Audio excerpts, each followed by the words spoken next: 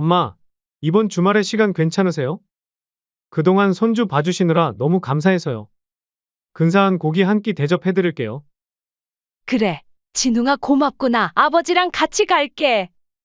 강씨 부부는 기쁜 마음으로 약속 장소에 도착했습니다.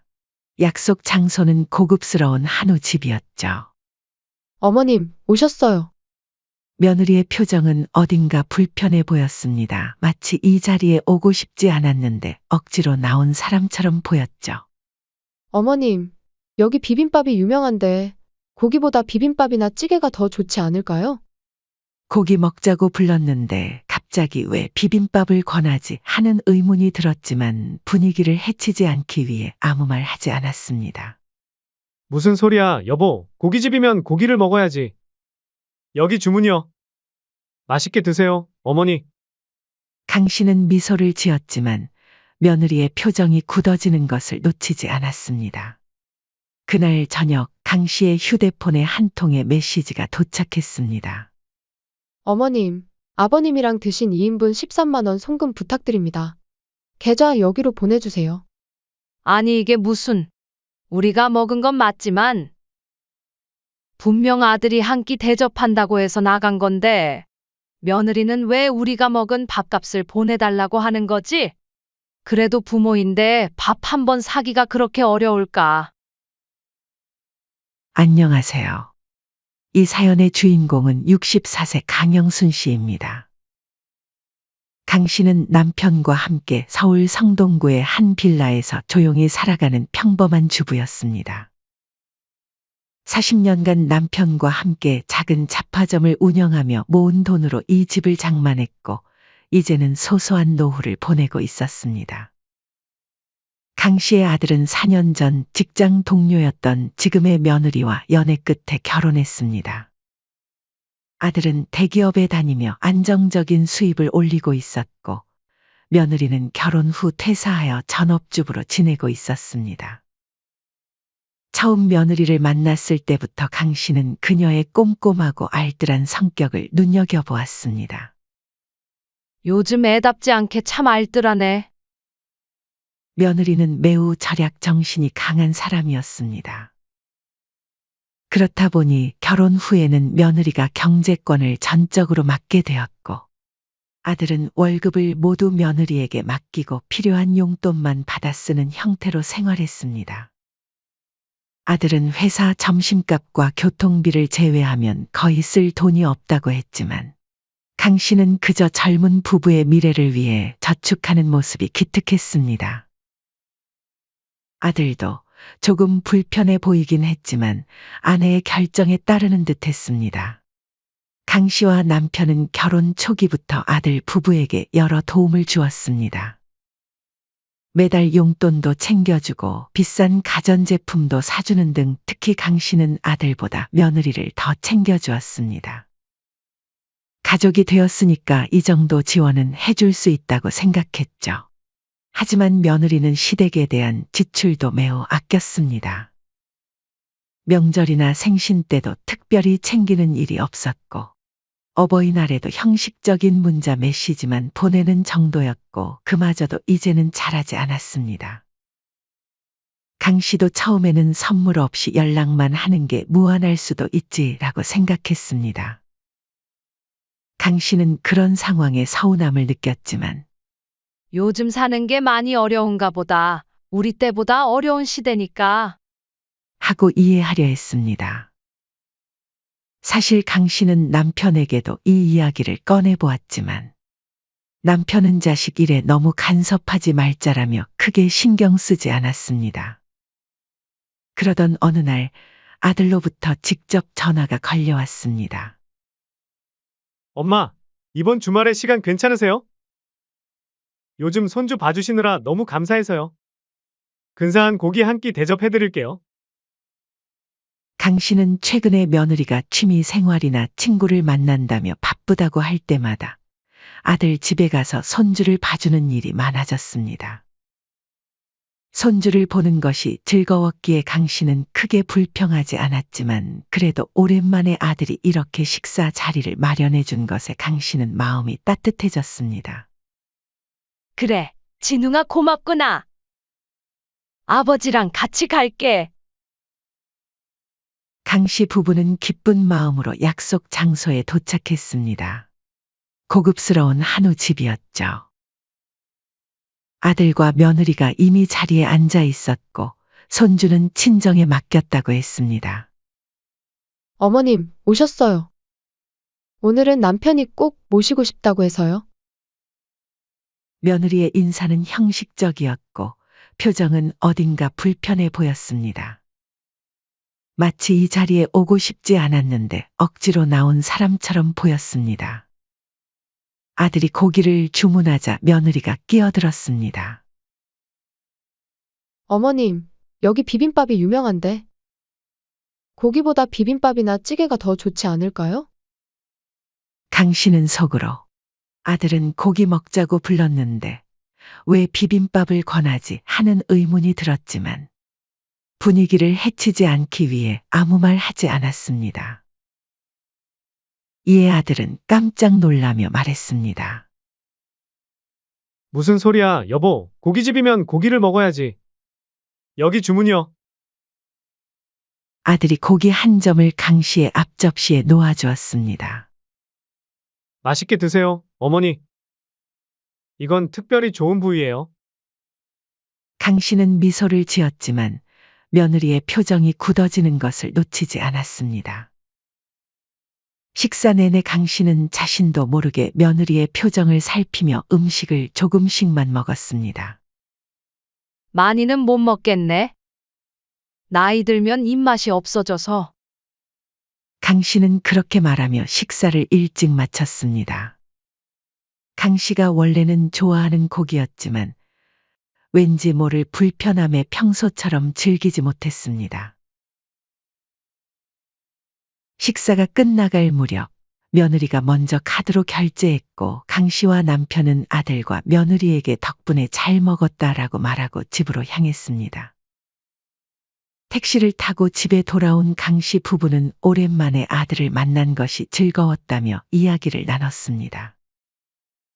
하지만 그날 저녁 강 씨의 휴대폰에 한 통의 메시지가 도착했습니다. 어머님, 두 분 드신 2인분 13만 원 송금 부탁드립니다. 여기로 보내주세요. 강 씨는 메시지를 보고 한동안 말을 잇지 못했습니다. 아들이 고기 한 끼 대접하겠다고 해서 나간 자리였는데 갑자기 밥값을 요구받는 상황이 당황스러웠습니다. 여보, 이게 무슨... 남편에게 며느리한테서 온 메시지를 보여주자 남편은 짜증스러운 표정을 지으며 말했습니다. 그냥 줘버려. 우리가 먹긴 했으니까. 강 씨는 마음이 불편했지만 남편 말대로 곧바로 13만 원을 송금했습니다. 남편이 그랬던 것처럼 크게 생각하지 않으려 했지만 마음 한구석이 찝찝했습니다. 우리가 먹긴 했으니 억울한 건 아닌데. 사준다고 하고 나중에 돈을 달라고 하니 괜히 더 서운하네. 그래도 부모인데 밥 한 번 사기가 어려웠을까. 아들이 오랜만에 전화해서 식사 대접하겠다고 했을 때 그 기쁨이 순식간에 서운함으로 바뀌었습니다. 하지만 아무리 생각해도 아들이 대접하겠다고 했는데 다음 날 비용을 청구하는 상황이 이해되지 않았습니다.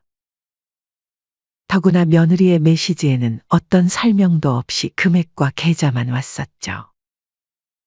괜히 아들에게 말했다가 사이가 어색해질지도 모른다는 생각에 강 씨는 그냥 조용히 넘어가기로 했습니다. 다만 강 씨 부부는 그 일 이후로 아들네와 거리를 두기 시작했습니다. 사실 그동안 여러 상황에서 서운한 감정이 있었는데 이번 고깃집 사건을 통해 아들네와의 관계가 불편해져 먼저 연락하거나 지원해주는 것을 줄이기로 마음먹은 것이었죠. 고기값 청구 사건 이후 강 씨는 아들네와의 접촉을 의식적으로 줄였습니다. 전화도 예전보다 덜 걸었고 손주를 보러 가는 횟수도 줄였습니다. 그런 변화를 아들은 눈치챘는지 가끔 전화로 요즘 바쁘세요? 라고 물어보았지만 강 씨는 그냥 좀 피곤해서 그래라며 말을 돌렸습니다. 그렇게 한 달이 지나고 그러던 어느 날 오후 현관 초인종이 울렸습니다. 택배기사가 떠나고 강 씨는 현관에 놓인 박스 2개를 들여다보았습니다. 강 씨는 잠시 의아했지만 박스에 붙은 배송장을 확인해 보니 분명 며느리 이름으로 되어 있었고 주소는 자신의 집이었습니다. 이게 뭐지? 강 씨의 마음속에 작은 기대감이 생겼습니다. 조심스럽게 박스를 열어보니 한 상자에는 고급 한약이, 다른 상자에는 작은 안마기계가 들어 있었습니다. 강 씨는 깜짝 놀랐습니다. 둘 다 꽤 값비싼 물건이었죠. 이걸 나한테 보냈다고? 저번에 내가 요즘 허리가 안 좋다고 했었는데. 강 씨는 순간 감동으로 눈시울이 붉어졌습니다. 그동안 며느리에 대해 서운한 마음을 가졌던 것이 미안해졌습니다. 내가 그동안 며느리를 오해했나? 내가 속이 좁았던 걸지도 몰라. 며느리에게 처음 받아보는 선물에 감동한 강 씨는 바로 며느리에게 전화를 걸었습니다. 통화 연결음이 몇 번 울리고 나서야 며느리가 받았습니다. 네, 어머님. 며느리의 목소리는 다소 딱딱했습니다. 주영아, 방금 택배 받았어. 한약이랑 안마기계 정말 고맙다. 어쩜 내가 요즘 허리가 안 좋다고 했던 걸 기억했니? 그러자 잠시 침묵이 흘렀습니다. 그리고 며느리의 목소리가 당황한 듯 들려왔습니다. 아, 어머님, 그거 제가 잘못 보낸 거예요. 제가 다시 택배기사한테 연락해서 회수하라고 할 테니까 건들지 마시고 문 밖에 놔두세요. 자신의 것이 아니라는 며느리의 말에 강 씨는 순간 말문이 막혔습니다. 그리고 혼자서 설레발을 친 것 같아 부끄러워졌죠. 잠시 후 겨우 입을 열었습니다. 잘못 보냈다고? 네, 주소를 실수로 잘못 입력했어요. 강 씨는 조용히 묻습니다. 그래, 주영아, 알겠다. 근데 그거 누구 주려던 거였니? 딱 보니까 우리 나이대가 쓸만한 선물이던데. 며느리는 한참을 머뭇거리다 말했습니다. 아, 사실 친정 어머니 드리려고 한 거였어요. 며느리의 말에 강 씨는 급히 통화를 마무리했습니다. 그리고 이내 가슴 속에서 서운함이 쌓여갔습니다. 나는 아들네한테 선물 한 번 못 받았는데. 그날 먹은 고기값도 우리가 다 내고. 강 씨는 아들에게도 서운함이 밀려왔습니다. 처가만 챙기는 것 같다는 생각이 들었죠. 강 씨는 한동안 소파에 앉아 생각에 잠겼습니다. 결혼 초기부터 며느리가 시댁에 대해 보여온 냉담한 태도, 경제적으로 힘들다면서도 친정에는 챙기는 모습, 그리고 무엇보다 아들이 이 모든 상황을 모르는 것 같다는 사실이 마음을 아프게 했습니다. 그날 저녁 남편이 퇴근한 후 강 씨는 남편에게 있었던 일을 이야기했습니다. 여보, 오늘 며느리 이름으로 택배가 왔는데 열어보니 한약이랑 안마기계였어. 근데 전화했더니 친정어머니 거라면서 돌려달래. 남편은 깊은 한숨을 내쉬었습니다. 아니? 그러면 그냥 돌려주면 되지. 뭐 그렇게 속상해 하나? 강 씨는 울컥했습니다. 당신은 왜 그렇게 무심해? 우리는 결혼 이후로 며느리한테 선물 한 번 제대로 못 받았어? 생일도 명절도 항상 우리가 챙겨주기만 했지. 그런데 친정 어머니한테는 이렇게 비싼 선물을 보내. 게다가 지난번엔 고기 사준다고 불러놓고 나중에 돈 달라고 했잖아. 이게 안 서운할 일이야? 남편은 강 씨의 말을 듣고 한참을 생각하더니 고개를 끄덕였습니다. 그래, 이제 보니 당신 말이 맞네. 며느리가 친정 챙기는 건 이해하지만 줬다가 뺏는 느낌이라 더 서운하지. 서운하면 아들한테라도 한번 얘기해봐. 말을 해서 풀어야지 계속 참고만 있으면 더 서운해질 거야. 그날 밤 강 씨는 결심한 듯 아들에게 전화를 걸었습니다. 몇 번의 신호음 후에 아들이 전화를 받았습니다. 엄마, 웬일이세요? 요즘 뵙기가 힘드네요.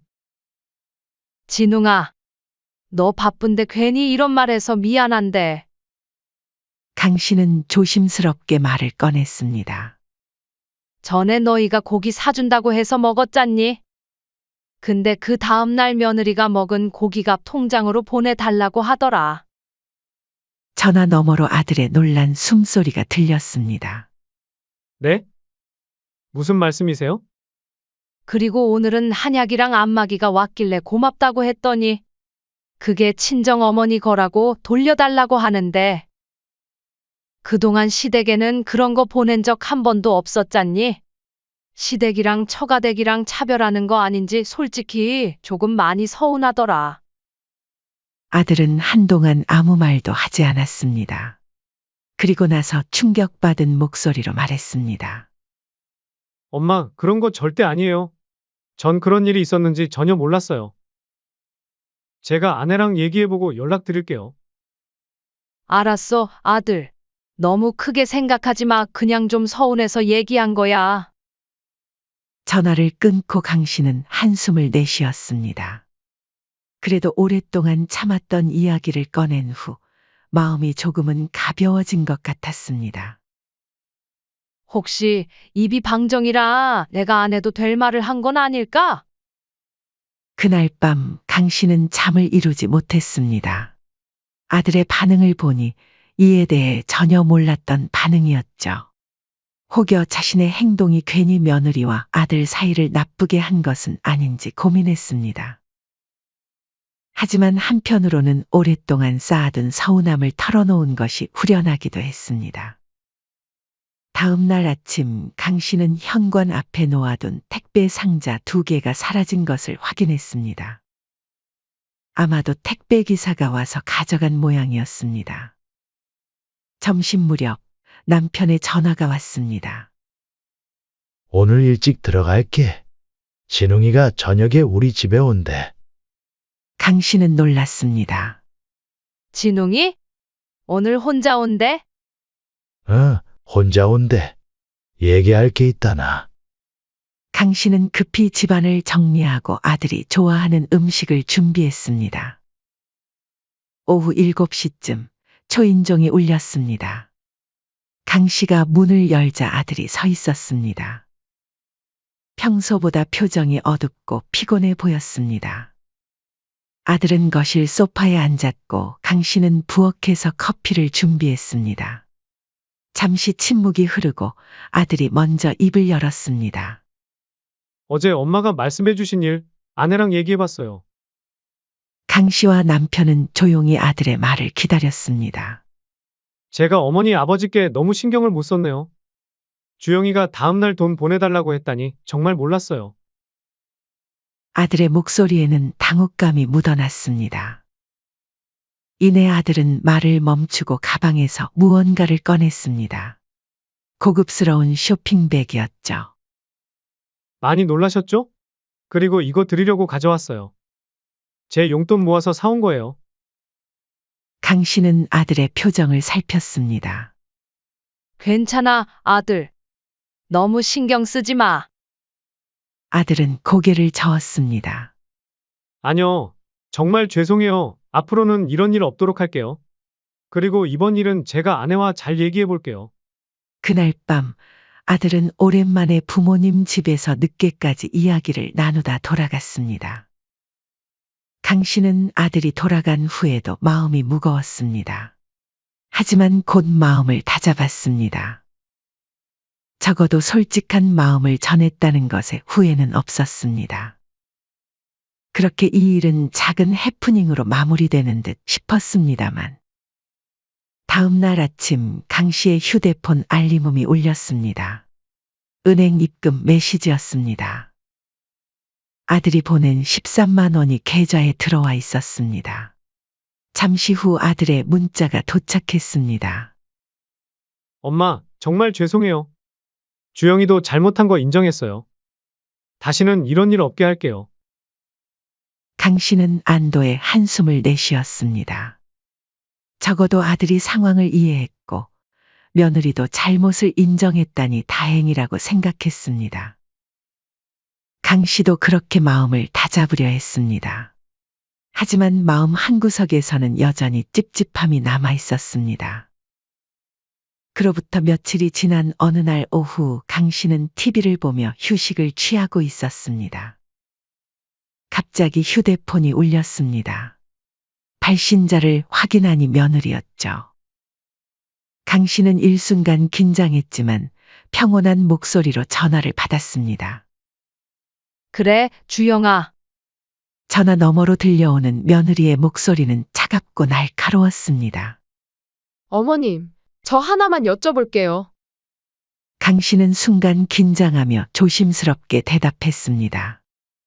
응, 그래. 뭔데 그러니? 그런 사소한 일을 남편한테 굳이 얘기하셨어야 했어요?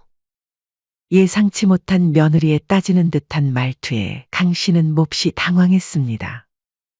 혹시 그때 내가 아들한테 말한 것 때문에 그러니? 며느리는 강 씨의 말을 끊고 계속 말했습니다. 그런 건 그냥 속으로만 넘기시면 안 됐나요?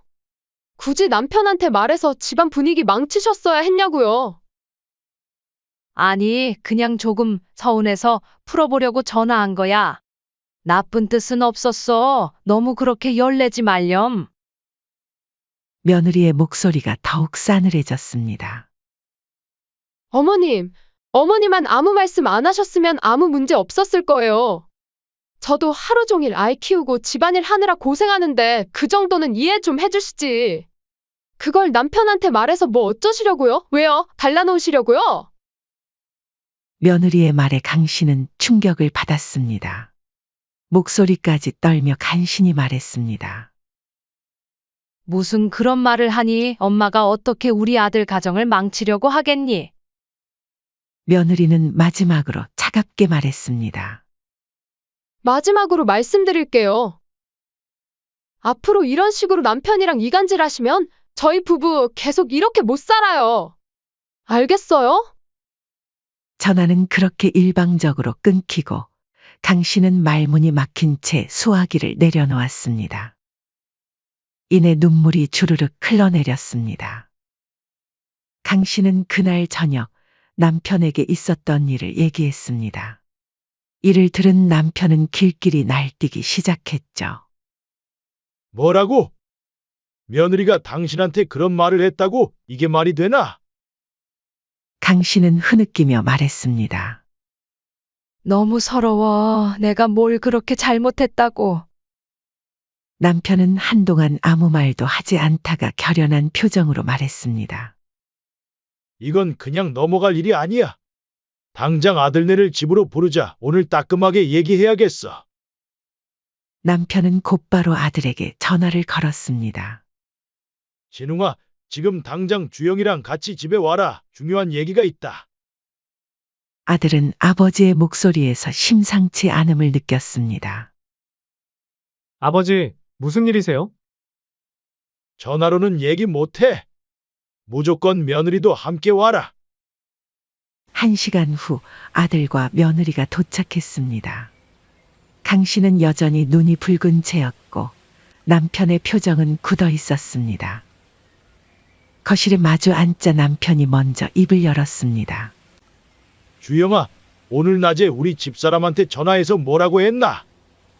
며느리는 잠시 당황한 듯 했지만 곧 태연하게 대답했습니다. 아, 그거요? 어머님께서 너무 사소한 일로 저희 부부 사이에 문제를 만드시는 것 같아서 말씀드렸어요. 아들은 놀란 표정으로 며느리를 쳐다봤습니다. 뭐? 당신 우리 엄마한테 전화해서 따졌다고. 며느리는 어깨를 으쓱하며 말했습니다. 따진 게 아니라 의견을 말씀드린 거예요. 어머님이 우리 부부 사이를 이간질하신다고 생각했어요. 아들은 분노를 억누르며 차분하게 물었습니다. 진심으로 그런 생각을 한 거야? 엄마가 우리 부부 사이를 이간질한다고. 며느리는 어깨를 으쓱했습니다. 나는 그냥 너무 예민하시니까 웬만하면 넘기셨으면 했다는 거지. 그날 고기건도 그래, 드시고 돈 달라고 한 건 우리가 사정이 넉넉치 않으니까 그랬던 거고. 아들의 목소리가 점점 높아졌습니다. 너는 사정 안 좋다고 하면서 그동안 공용통장에서 나 몰래 친정에 고급 가전제품이랑 해외여행까지 보내드렸다가 걸렸었잖아. 그때도 내가 한번 봐줬는데 정말 너무하는 거 아니야? 충격을 받은 강 씨가 놀란 표정으로 아들에게 물었습니다. 뭐라고? 그게 사실이니? 아들이 부모님께 죄송한 표정으로 말했습니다. 네, 결혼하고 월급이나 생활비 같은 경제권을 아내가 관리하고 있다 보니 저도 며칠 전에 우연히 알게 됐어요. 아내를 다그쳐서 물어봤더니 거의 1,000 가까이 썼다고 이실 찍고 하더라고요. 며느리도 지지 않고 맞받아쳤습니다. 그건 내 돈으로 한 거야. 아들은 잠시 말을 멈췄다가 물었습니다. 당신 돈? 당신 전업주부라서 돈도 따로 안 벌잖아? 내가 번 돈으로 산 거 아니야? 며느리는 당황한 듯 잠시 말을 더듬으며 변명하기 시작했습니다. 그래도 우리 돈이잖아. 내가 살림하면서 아낀 돈이야. 아들은 깊은 한숨을 내쉬었습니다. 그리고 상식적으로 그런 상황이면 그건 시댁에 드리고 다시 구매해서 친정에 보내도 됐던 거잖아. 엄마가 얼마나 서운해하셨는지 알아? 꼭 그랬어야만 해? 며느리는 고집스럽게 대답했습니다. 우리 엄마 건데 돌려달라고 하는 게 뭐가 문제야? 아들은 헛웃음을 치며 고개를 저었습니다. 와, 지금 그 말이 나와? 내가 시댁을 어떻게 생각하는지 이제 딱 알겠다. 아들은 잠시 침묵하다가 천천히 말했습니다. 우리 이혼하자. 며느리는 충격받은 표정으로 아들을 쳐다봤습니다. 뭐라고? 이혼? 지금 장난하는 거지? 아들은 고개를 저었습니다. 아니, 진심이야. 나 더는 너랑 못 살겠어. 며느리는 황당하다는 듯 말했습니다. 이혼까지 할 일은 아니지 않아? 겨우 시댁에 고기값 달라 한 일로 이렇게까지 가야 돼. 아들은 조용히 말했습니다. 그 고깃값에 담긴 내 태도가 문제야. 우리 부모를 무시하는 건 결국 나를 무시하는 거야. 우리 이혼하자. 며느리는 당황하며 아들을 붙잡았습니다. 여보, 진정해. 우리 아이도 있잖아. 애 부모 없이 크게 할 거야? 아들은 단호하게 말했습니다. 아이 양육권은 내가 가져갈 거야. 너랑 같이 있으면 아이도 너처럼 잘할 것 같아. 며느리는 울먹이며 말했습니다. 미안해. 내가 잘못했어. 다시는 안 그럴게. 이미 늦었어. 합의 이혼 안 하면 소송이라도 할 거야. 강 씨 부부는 아들의 결정을 말리지 않았습니다. 아들이 말이 통하지 않자 며느리는 강 씨에게 필사적으로 매달리기 시작했습니다. 어머님께 지금 당장 사과드릴게. 며느리는 강 씨 앞에 무릎을 꿇고 손을 잡으며 빌었습니다. 어머님, 정말 죄송해요. 제가 잘못했어요. 다시는 안 그럴게요. 용서해주세요. 강 씨는 차갑게 며느리의 손을 뿌리쳤습니다. 그러자 며느리는 갑자기 태도를 바꿔 목소리를 높였습니다. 아니, 제가 이렇게까지 사과하는데도 안 받아주시면 어떡하라고요? 지금 어머니가 아들 앞길 다 망치시는 거라고요. 아들이 단호하게 말했습니다. 그만해. 끝까지 반성은 안 하는구나. 내일 당장 이혼 서류 준비할 거야. 당장 나가. 며느리는 결국 그날 밤 짐을 싸서 집을 나갔고 아들 부부의 결혼 생활은 파국을 맞이했습니다. 이혼 소송을 준비하며 아들은 부부 공동 통장을 꼼꼼히 확인했습니다. 잔액이 예상보다 많이 부족한 것을 보고 의아해하던 아들은 거래 내역을 하나하나 살펴보기 시작했습니다. 이게 뭐지? 매달 100만 원씩 빠져나갔네? 거래 내역을 추적한 결과 며느리가 결혼 이후 매달 친정으로 100만 원씩 송금해온 사실이 드러났습니다. 명절이나 친정 부모님 생신에는 추가로 더 많은 금액이 나간 것도 확인됐습니다. 아들은 분노를 억누르지 못했습니다. 변호사 사무실에서 재산 분할 협의를 위해 만난 자리에서 아들은 며느리에게 서류를 내밀었습니다. 우리 부모님에겐 용돈 한 번 없었으면서 친정엔 매달 그렇게 보내고 있었던 거야? 며느리는 기가 죽은 목소리로 고개를 숙이며 말했습니다. 미안해, 용서해줘. 시댁 부모님도 챙겨야 하는데 내가 너무 이기적이었어. 아들은 차분히 말했습니다. 됐다. 너 같은 사람이랑 말이 통하겠냐? 지금까지 너가 한 행동 다 되돌려 받을 줄 알아? 이혼 협의는 결국 불발되었고 소송으로 이어졌습니다. 아들은 철저하게 증거를 수집하며 강경한 입장을 고수했습니다. 그리고 법정에서 며느리는 울먹이며 말했습니다. 저는 이혼하고 싶지 않습니다. 시어머니께 못할 짓을 했고 남편도 속인 거 다 인정합니다. 다신 안 그러겠습니다. 기회를 주세요. 하지만 판사는 아들의 손을 들어주었습니다. 며느리의 경제적 배신과 시댁에 대한 홀대가 혼인 파탄의 주요 원인으로 인정받았고 결국 재판에서도 아들이 승소했습니다. 재판이 진행되는 동안 강 씨는 조용히 아들을 지켜봤습니다. 한때는 며느리를 친딸처럼 아꼈던 그 마음이 이제는 차가운 바람만 남았습니다. 진웅아, 이젠 내가 너 자신을 위해 살아. 엄마는 괜찮다. 재판이 끝난 며칠 후 며느리가 시댁을 찾아왔습니다.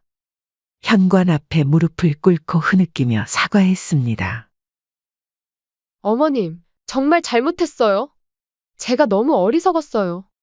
한 번만 용서해 주세요. 며느리는 계속해서 눈물을 흘리며 빌었고 강 씨는 그 모습을 보며 한숨을 내쉬었습니다. 진심으로 반성하는 것 같기도 했지만 이미 깨진 신뢰는 쉽게 회복되지 않았습니다. 주영아, 미안하지만 너무 늦었어. 강 씨는 조용히 현관문을 닫았습니다. 더 이상 할 말도 들을 말도 없었습니다. 결국 아들은 이혼을 했습니다. 소송 과정에서 며느리는 자신의 잘못을 인정하고 재산 분할에서 상당 부분을 포기했으며 그동안 몰래 사용한 돈의 일정 부분을 갚기로 합의했습니다. 그리고 손주의 양육권은 아들에게 돌아갔습니다. 시간이 흘러 강 씨 가족은 서서히 평온을 되찾았습니다. 아들은 매주 손주를 데리고 부모님을 찾았고 강 씨 부부는 손주와 함께하는 시간이 가장 행복했습니다. 아들은 회사에서도 승진하며 안정적인 생활을 이어갔고 주말마다 부모님과 함께 가족 나들이를 즐겼습니다. 손주는 할머니, 할아버지의 사랑을 듬뿍 받으며 밝게 자라났습니다.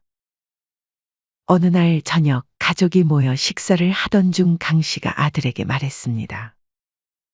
진웅아, 참는 게 미덕이라고 생각했는데 그게 아니더라. 잘못된 건 잘못됐다고 말해야 해. 그리고 때 용기 있게 결정해줘서 고마워. 아들은 어머니의 손을 꼭 잡으며 답했습니다. 엄마, 저도 깨달았어요. 가족을 소중히 여기지 않는 사람과는 함께할 수 없다는 걸요. 강 씨의 남편도 거들었습니다. 우리 가족이 더 단단해진 것 같아. 보기 좋구만. 강 씨는 아들을 바라보며 미소 지었습니다. 비록 가정이 깨지는 아픔을 겪었지만 오히려 가족의 소중함을 더 깊이 느끼게 된 순간이었습니다. 이렇게 강 씨 가족은 새로운 시작을 맞이했습니다. 사연은 여기까지였습니다. 구독, 좋아요, 댓글은 영상 제작에 큰 힘이 됩니다. 인생의 쉼표를 시청해 주셔서 감사합니다.